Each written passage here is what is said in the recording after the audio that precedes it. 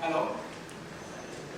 Good morning, everyone. Nikhil, Gokhale this side, the Head of Research at IBS Intelligence. Thank you for joining us today. It gives me immense pleasure to actually call upon stage.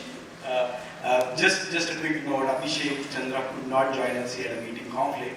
So let me welcome Indranil Ghosh. He is the CTO of ICICI Home Finance Company. He's been with ICICI for more than 2 decades and he's seen the, you can take this chair. He's seen the technology upgradations within ICICI at multiple functions. So he's seen it all, if I can put it that way. Let me welcome Manish Gupta. He is director at Thought Machine. Thought Machine is a cloud-native core banking solution provider. He is the one who walks hand in hand, if I can use that word, when banks develop their business case for core banking upgradations. And let me welcome Ramesh Narayanaswamy. He is the Chief Technology Officer at Aditya Birla Capital.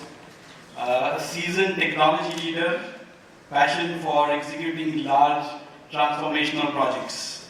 And I think sustained value is what he wants to really think through in every technology upgradation that he does. So let me grab my chair. Thank you so much, gentlemen, for joining us. I'm going to start straight with the core of the core topic, right? Let me pose this question to you, Indranil. Just because I'm sitting here. I should have sat there, yeah. So, Indranil, as I said, what's the core problem here? What are, when you talk about legacy systems, what are the challenges that you really see, and what is it that stops a financial institution from innovating? So what kind of challenges do you see when it comes to legacy core and why it requires to be upgraded? Thank you, Nikhil, firstly, for having me here. And I think we all heard first value. And everyone talks of digitization, right? So it's a no-brainer to know that you would end up touching what is easily accessible to the customer and the touch points. So but what people often miss out, and what the transformation that most of us are starting now is digitizing the entire core, and because that's the backbone, that's the entire backbone.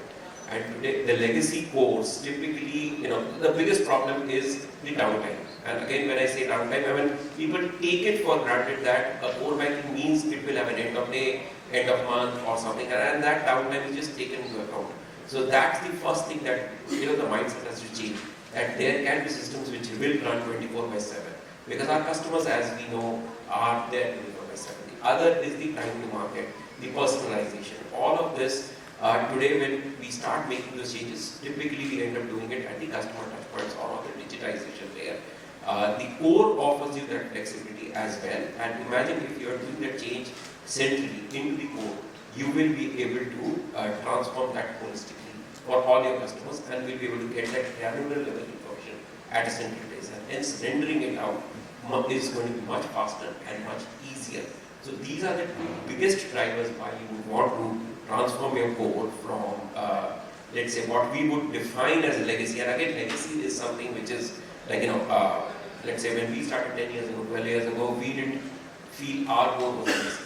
But today it is legacy, because every year the rate of change is increasing. So what we build today may become legacy, in my sense, in another 3 years.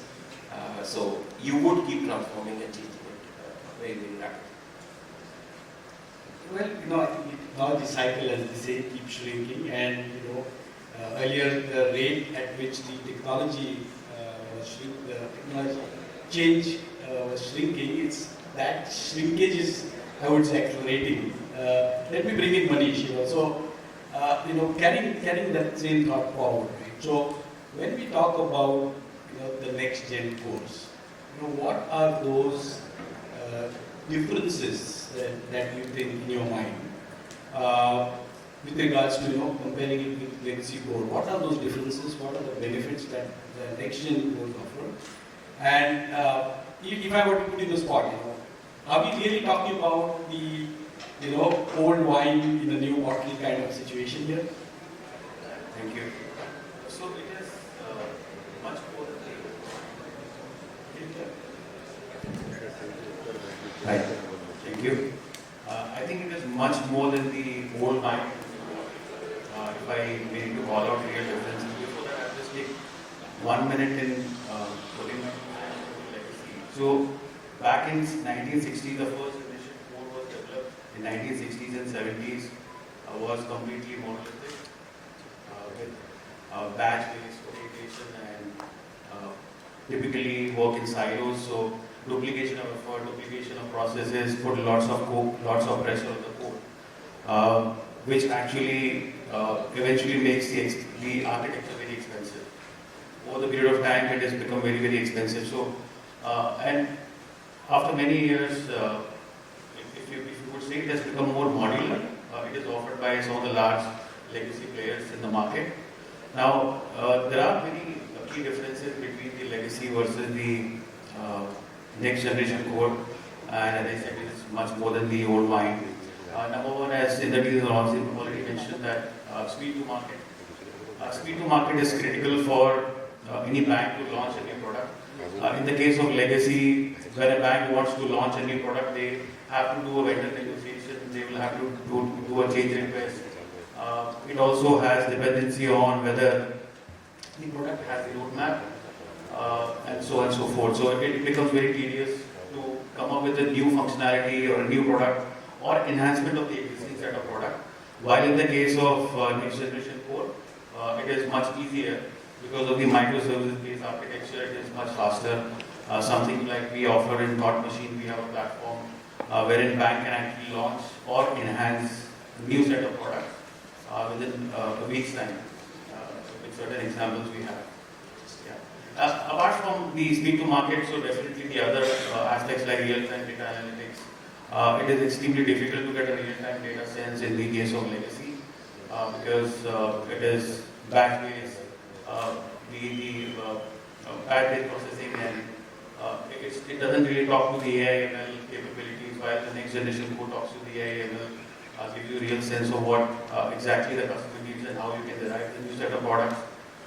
So real-time capabilities, decision-making process, and basically business can take informed decisions when they have next generation code. Apart from that, definitely the cloud-native infrastructure benefits. So the real benefit of cloud infrastructure can come in through the next generation code. Very interesting, very nice. I think a lot of the thoughts and concepts that were shared in the first panel are made possible because of the next gen core that we're talking about, right? Ramesh, let me get you in. Just give us a sense as to what impact does having a next gen core have on the possible aspects of, let's say, customer experience and the day-to-day operations that the financial institution has. Good morning. If you see the original definition of code, it did two functions very well. It was a single source of truth for the customer because it gave a single customer, and then what we call as a DDA, right? It helps to move funds. And then there was no real experience or any of the simple products you define, you compute something, so on and so forth. But I think as we evolved, we have somehow moved the experience layer out, right? Because the traditional codes do not have the ability to create any kind of experience because it is very functionally rich. And banking is functionally rich, right? We can say whatever we want, we can set technology. But functionality is a key in banking. Tech enables that layer. So I think moving away from certain things where you create the experience out became mandatory. You do not have a choice. Right? The second thing came up because of the number of ways how payment systems were evolved, and we said that look, we can also move the whole thing, what we call as a DDA out, because what we need is a simple message which hits a particular point and it goes out. Right? So we took that out easy. And third, with advancement in data analytics, right? A single customer view is possible. But suddenly, if you've taken all these three, there is actually nothing left. And that's the challenge. Right? I honestly feel that we need to really see how all these things come together. And US is a great example. I mean, I know when I was in the US, I know last month, I know people who came from here, they struggled because there was no UPI. So, you know, I had an American Express card and the Singapore phone. I don't need anything else in the US. In all the three hotels I checked out, the cost was down. The guy asked me 2 questions. Marriott, Platinum, yeah. I have your credit card number, yeah, go. That's all, right? That's the reason sometimes I feel why US don't need to transform. Of course, real-time payments, P2P will come, but I think we need to really ensure that functionality is still maintained. The regulatory aspects are maintained. Someone was saying an example of interest computation, and I hope that people are doing it, right? Because I did a project in which on a daily basis we used to randomly pick up 100 accounts and we see whether there's exception. So there was a customer for whom 8 cents was less, and he took us to the court in one of the jobs I did. He said, "You are paying me 8 cents less interest." I mean, okay, then the regulator asked, okay, what? 10 million customers, 8 cents per month is actually a lot of money if you take a 10-year view. So I think that's how we need to think, right? Retain the functionality, take the data aspects out, take the payment aspects out. Still, there are a lot of functionality that needs to be controlled. APIs have to be good. I don't think there is an issue, and then we have to move on because you're not going to get people who can support the core. I think that's the biggest problem. Right? 10 years, 15 years down the line, you're not going to have people who knows mainframe and AS400 walking around. Right? Might be AI will. That's what I told him. It's a great problem. If AI can solve this, might be cores will remain as cores. No, never. Very interesting. You talked about 8 cents, and in the morning we had a reference of 25 Ps, and how to treat those transactions differently. Maybe we can't treat those transactions differently after all. Then coming back to you, right? Let's what Ramesh, what you just said almost sounded to me like the core is getting hollow. Right? So when they talk to us, in terms of how can financial institutions go about upgrading their core. Clearly, it's not the option; it's a necessity, right? And how should financial institutions go about thinking in terms of what should come first?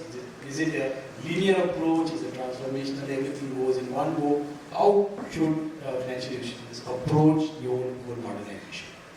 That's a very interesting question. I'm glad you asked me that because unlike M-Bank or somebody who's starting greenfield, where it's easy because you are starting from scratch, so you could actually start your charter and your slate clean. So that's very easy.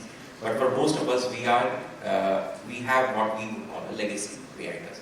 And that legacy obviously brings in certain processes, certain systems which are there with us. So there are logically just two approaches. One is a big bang, where we just say, okay, we buy the bullet completely and we take everything and transform it. It's a more cumbersome journey. It is a more lengthier and a more complex journey to undertake. Having said that, it has its advantages in the sense that when you reach the end, you would have transformed everything completely. You would give a uniform experience to all your customers, all your products, and hence you would be able to transform that. The other typically more used or more commonly approach is to take it product by product or customer line by line. And then you would typically take a single journey or you would take a product and you would transform that completely all out from the core. And for most of us, what we started off following was the payments. That was again driven by external factors like UPI, where the number of transactions which are hitting the core was significantly higher than what core could have taken. And it's not just the total number of transactions, it was even number of transactions into a single account. We had merchants who were doing millions of transactions per second. And no core in the traditional form and sense was able to handle it. Because they said, okay, I can handle millions of transactions per second, but I cannot handle millions of transactions into the same account. So that was a new problem which we in India faced, which is a good problem to have. So we started by hollowing that aspect out, and there are similarly many other aspects like how do we take out a unified view for a customer. So we took out the CRM piece out, and so on and so forth. So you could logically take that journey by journey, experience by experience, and start following it out till you realize that the core becomes just a general ledger or a repository where you would do the accounting and the core,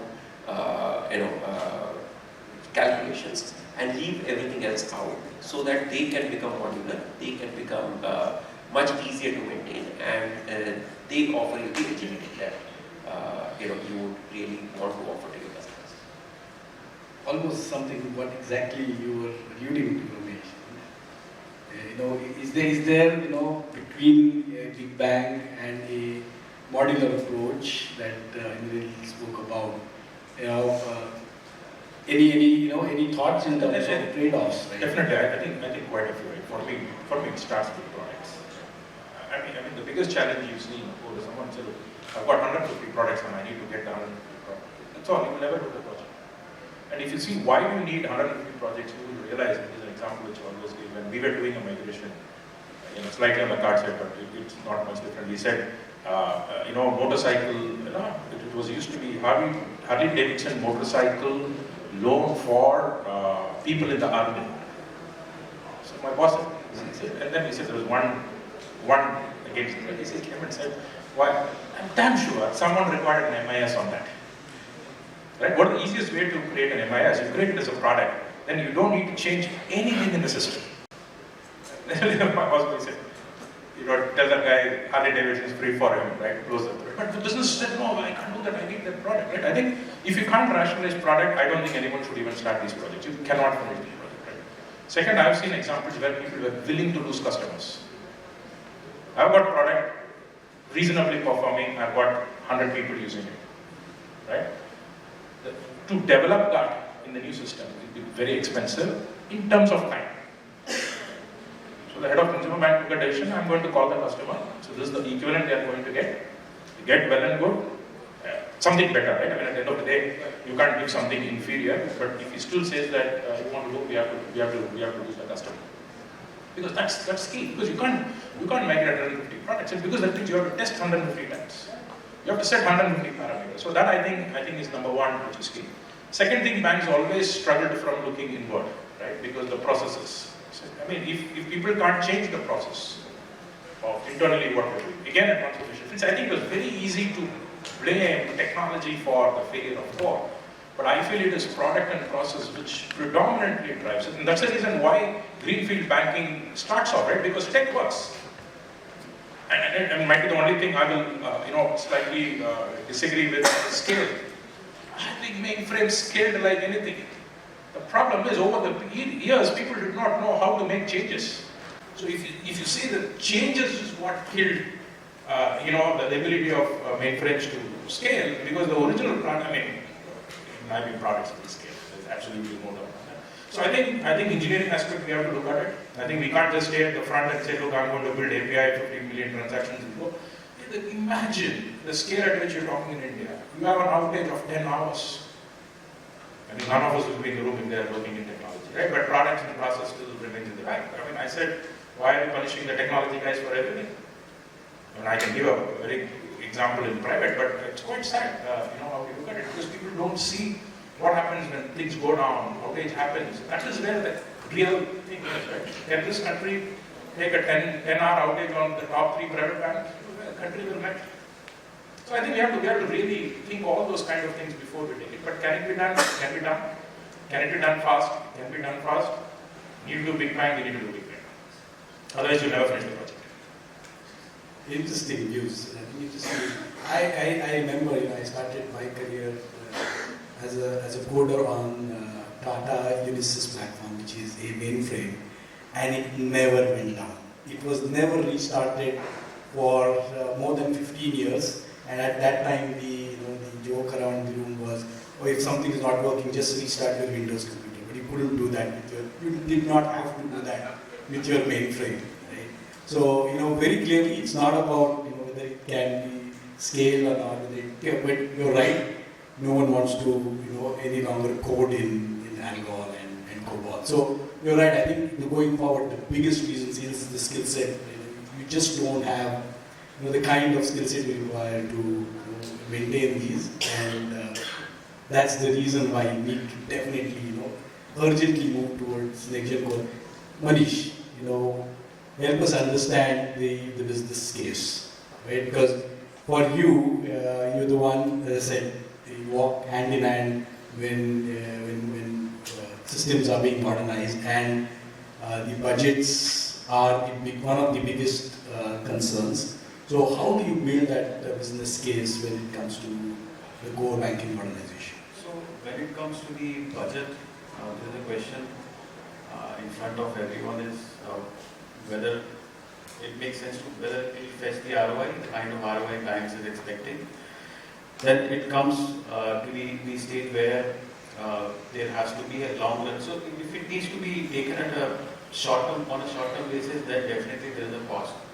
However, in the next-gen core banking or a cloud infrastructure kind of a platform, there is flexibility in terms of pay as you go. There is a flexibility as and when you use the services or solutions, then you pay. Unlike in the case of legacy, that you pay the upfront cost and then you have the maintenance. Whether you use it or not, you end up spending a high amount of value.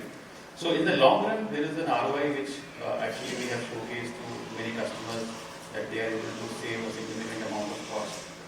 Because the NextGen Core provides elasticity in terms of usage. So if it is high volume, peak hour volumes or surge in festival season or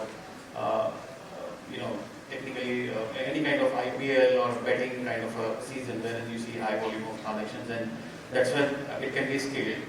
So basically scaling is flexible, so the costing is slightly lesser. It is much manageable compared to the legacy code. So in the long run, a bank sees a value in terms of saving the cost. But in the short run, it's difficult to showcase that whether they are actually saving some cost or they are spending double, because they create two different systems, at least for some time. What did I add something if you go to any manufacturing company, you ask them how many units they have produced in the day, they'll easily be able to tell you at the shop floor. And most of the manufacturing companies measure their productivity like that. You ask a financial institution what is their profit for the day, most of us will struggle because we'll never be able to compute on a daily basis. And many of us are moving towards that, but that's very difficult because we always used to think P&L is to be calculated on a quarterly basis. If you're very ambitious, you want to do it on a monthly basis and so on. If you really want to do it daily, then you start struggling. So what Manish said about the cost, first and foremost you need to measure what is your cost that you're incurring. And because it is so fungible in today's traditional approach, because it's a mix of not just the running of the software, the entire software cost you're paying, all the other ancillary costs that you're building on top of it as layer, because your core is not able to handle those. If you add all of those costs, you would realize you will be able to draw a much more apple-to-apple comparison. What invariably happens, and I've seen that, is that many people don't do an apple-to-apple comparison and actually do an apple-to-oranges comparison. And hence, something looks much lesser expensive than the other. The other thing is, it is also equally important that you start looking at what is the cost of not being able to serve. That again is unfortunately not measured in all aspects. So an outage or what flexibility if you're not able to offer or do it faster, what's the opportunity cost? If you start adding all of those, you should be able to arrive at a much more realistic cost of A versus B. And I'm not here trying to say that A is better, but I just want to use that thought and add to what he said, that it's important to first measure and then arrive at realistic factor for taking the decision. Just adding a bit. So instead of having a myopic view of what's the current cost and how are they saving, it has to be a holistic approach, because they need to understand whether they will be able to survive after 5 years with any kind of disruptions or any cost. Opportunity cost, as you mentioned. Absolutely, I think the business case you're saying needs to have the business case between one system, the other system, and the case for not moving at all. What's the opportunity cost, as you said. Very, very interesting.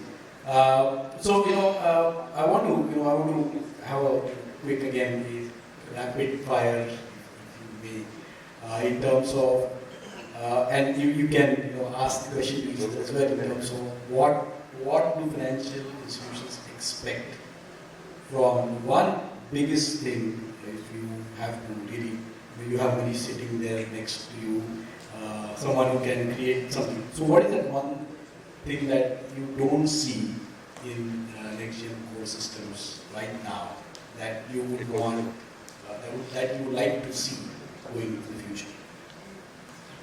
So what we don't see in the current course or what we don't see yet coming into the No, what you don't see yet even in the NextGen Core. So maybe something that you would leave Manish as homework. Yeah, so the biggest thing and I think Thought Machine and others have done wonderful work, and I've seen some of them closely as well, but I still think there's a lot more dependency yet on the partners, and as we evolve and as they evolve, I would prefer seeing less dependencies on them and making it as invisible as possible. Manish. Yeah, so actually, let's come to you last. Let's go with the Ramesh. I think two or three things that I think alluding to what. One is, I think, implementation. Right? So you got a core banking product person, then you've got the infrastructure person, say it could be cloud or a company, then you've got the system integrator. The problem is everyone is trying to maximize their profit. It doesn't work that way. The problem fails because all three don't come at the same time. That's number one. Second, I think might be this people's background, which I always say in multiple conferences. If you have worked in Citibank in anywhere between 1997 and 2003 in Singapore, we did migration for a living. Right? Anyone comes, our only thing to say is how do I migrate in 20 days? Right? Then it will become 90, then it will become 80, because that's the passion of engineering we had. So data migration never scared us. Right? And we kind of implemented some 40 to 50 countries in 4 years, and I still remember one project where 19 countries, every 1 hour a country will go live, and 19 went live. Right? And I know why people are so worried about data migration. It's the easiest thing to do. If you understand what the product, if you understand the customer and the environment, it's very easy. Right? But that's the thing, right? No one wants to take ownership. Because the moment we say legacy, we say junk data, everything, people just don't take ownership. I think companies don't take ownership. Look, actually we're talking about core banking modernization for a very long time. 2008. We are in 2023, right? You might need to change the topic of the conference, right? Because we have to move on. We can't simply keep saying migrate core, this is a problem, that is a problem. Where is the solution for it? Right? Bringing the different parties together. Don't worry about data migration, simplify products, any migration thing. I'm not saying.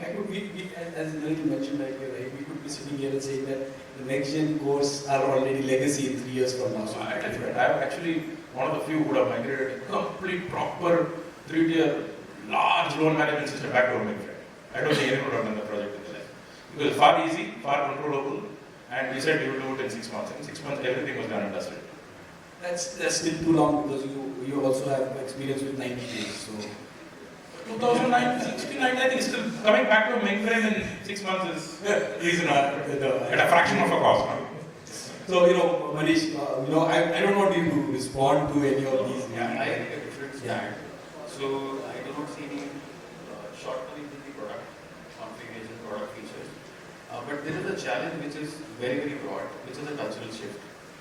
So, many a times people are aware about the next generation core, the benefits, and the outcomes, but they are still hesitant whether it will fetch results. So it's more of a cultural shift rather than the product shortcomings, I would say. And I think times to come, it will improve. Cloud will become the mainstream of the banking ecosystem. The critical loads used to be lesser earlier, as in the mission critical application, which typically banks run about 50 to 20. Now the time has come wherein banks have started moving towards moving the mission critical applications over the cloud. So it's a cultural shift, and eventually I think we'll cross that path. I hear now that you're speaking about people here, where now can change the mindset of people and the technology is there, ready, and it's just about changing the mindset, which is doing, getting it done, doing it. I mean, see again, mindset is a concept which the mind cannot understand. See, we need to be very, I mean, again, we have gone through this journey, but again, 2007, 2000 Agile, we have to change the mindset. I think again, the challenge banking has, which I really don't think the e-commerce industry has. Okay, you know, I mean, I've seen in the e-commerce industry, when the head of product leaves, the CTO double hats as head of product for some time. Right? The CTO leaves, head of product, double hats as CTO. Do you think you can do in banking? Very few banks in the world, because the silence of product and tech is what is causing, because that skill set we have not got in banking yet. See, now if you go in tech, it's quite easy to get someone very young at 30, 35, you don't see it. Try imagining you've been head of product at 13 in a bank. I'm not saying. I think that gap needs to be closed, because that's where the, you know, whatever we say as mindset is going to shift, because you keep on beating technology, keep on beating you know, the partners. It is not going to, then you go back and say, hey, what is this product and script you are trying to offer, right? And then we say that customer is in the heart of anything, but we have to really see whether, I mean, people are doing, don't get me wrong, right? I think banks have improved, you know, in leaps and bounds as to how we used to, you know, I've heard conversations people say, don't worry about the customer, launch the product, right? So we've gone away from all those things. I think we need to get it, but I think, in fact, again, I would say we should not forget resiliency. It is getting lost in the conversation. If you go so much of digital, so much of this thing, if you're not going to have availability, because the current DR strategies don't work. It's very old age, you know, 30 years back, how, you know, people thought about DR and BCPs. That has to be, because, you know, that will give the confidence that I don't think there's a product feature problem in any of the new. I think it has got more than enough features which can be delivered in a very different way. I think we have crossed that stage, and I'm very sure Thought Machine over years would have developed. I've seen your brochure long back, maybe it had some 10 features, today you might have a million features. I think we need to be much more practical in bringing these two things together, get not worried. But I still feel that product technology gap in banking is extremely critical to make all these projects happen. Fantastic. Any thoughts? So, let's talk about culture and thought processes. I'm saying it is that's occupies of all of us right here, and you know, the fact that we're talking about it itself shows that we are indeed engaging in a thought process which will take us in the right direction. So that's blessed with all of us and not somebody else outside the room. So that I hear optimism. So, you know, perfect. With that, you know, I would just like to thank each one of you for, you know, being here, and my panelists for answering those questions. I know, Manish, there are some notes that you probably have taken, and, you know, you have some homework there, but really appreciate, thank you so much for your thoughts today.